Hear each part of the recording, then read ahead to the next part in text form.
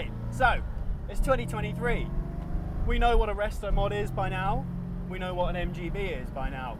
A Restomod tends to be an old Porsche made to look like an even older Porsche. There's some nice wheels on it. It goes a bit faster, that sort of thing. An MGB, well, it's an old and crusty British sports car, isn't it? That tends to be driven by old and crusty British people. Sorry, hate to say it. This, however, this is not just any MGB. It's not just any old Restomod either. This is a Frontline LE60, and it is absolutely awesome. Woo! Now, you might not have heard of Frontline, but they've actually been doing their thing since the early 1990s, kind of contemporizing MGBs is how they put it, updating it, improving it, making them nicer to drive. They've actually done limited run Restomod style things before as well, with MX-5 powertrains actually. But, this car, this LE60, does not have an MX-5 powertrain. To mark 60 years of the MGB, to mark 100 years of Morris garages, this car has a V8! This is not just any old V8 either, my goodness. Obviously back in the day, you used to be able to get an MGB GT with the old Rover V8, and if you were lucky, that car would probably get you to 120 miles an hour, I suppose.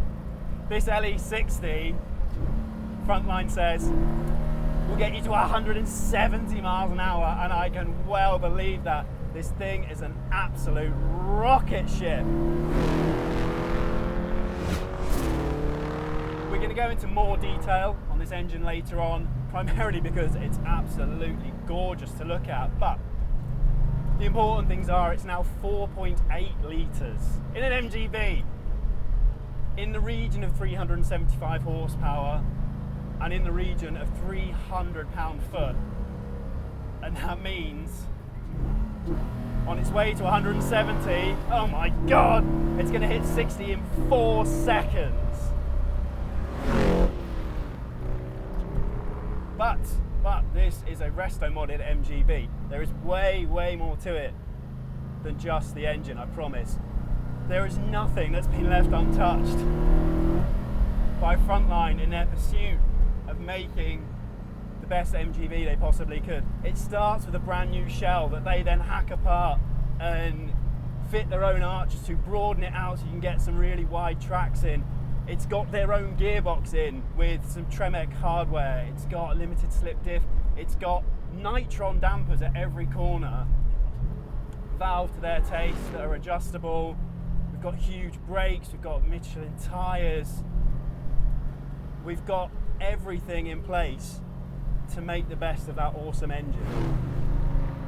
Despite all those other bits though, it's this glorious V8 that remains the centre of the Frontline's appeal. It's now to their own specification design, so we've got forged pistons, it's got new roller cams, it's got a new head, new crank, everything. But the centrepiece, the thing that makes this so epic is the induction plenum here. It's milled from 7 bits of solid billet aluminium. It takes a week to do, and it's so precisely engineered that no gaskets are required to keep it in place. And that is the sort of obsessive attention to detail that Frontline have invested to make this LE60, and it runs through the entire car.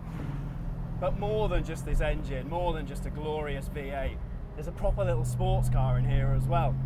You can burble along all day pretending to be in a mini muscle car on the torque and the sound, but yeah, Frontline has done a really cool job of incorporating all that chassis hardware into making something that's properly gratifying and rewarding and sorted to drive. This is way beyond any expectations of any MGB ever.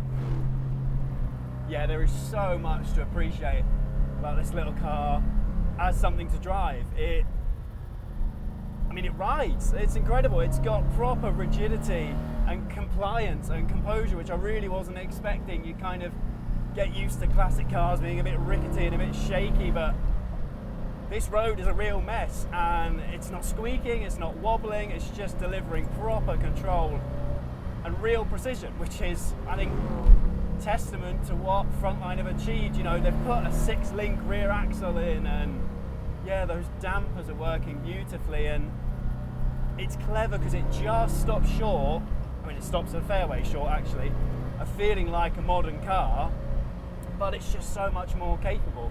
You know, you've still got to put the effort in, you've still got to think about your inputs, and even with power steering, put some muscle in, so you've got that classic car feel, but just elevated to this whole new plane.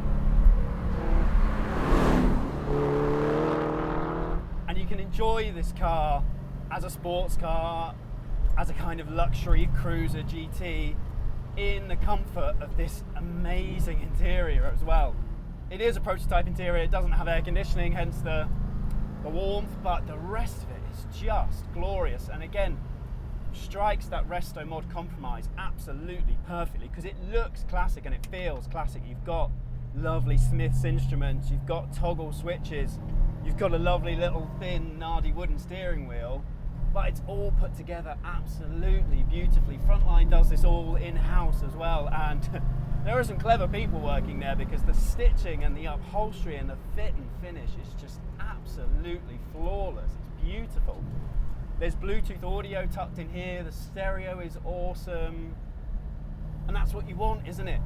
You want a Restomod to drive like the perfect mix between a classic and a new car, and you want it to feel like the perfect mix between a classic and a new car, and from where I'm sitting in an MGB that I fit in, this car absolutely achieves that. Yeah, it's fast, it's fun, it's beautiful, it's great to drive, and yet it's still an MGB, but now it's the MGB from your absolute wildest dreams. Oh. And speaking of dreamy, I mean, would you just look at this thing? The MGB was always a pretty little car, but this now, with the extra width and doing away with the bumpers and doing away with the chrome and these gorgeous wheels, it's just on another level again. It looks sensational. This paint as well, this is Porsche Aventurine Green. Obviously you can have any colour you want, but bear in mind it takes a month to paint. That's how much effort they put in, a month to having the car looking this good. Frontline are only going to make 30. This car as it stands is going to cost about £230,000 they say, which is a heck of a lot of money given what people once paid for MGBs, but you know, the experience that's on offer here, the fit and finish, and just the fun I'm having despite melting, I think entirely justifies that price. And what have I got here? I have my lottery tickets. I've genuinely bought lottery tickets because I want one of these cars. So hopefully, fingers crossed, if things have gone to plan, there are only 29 LE60s left remaining by the time you see this video. So hurry up, get one. This is the MGB. Oh, perfected. I love it. What a car.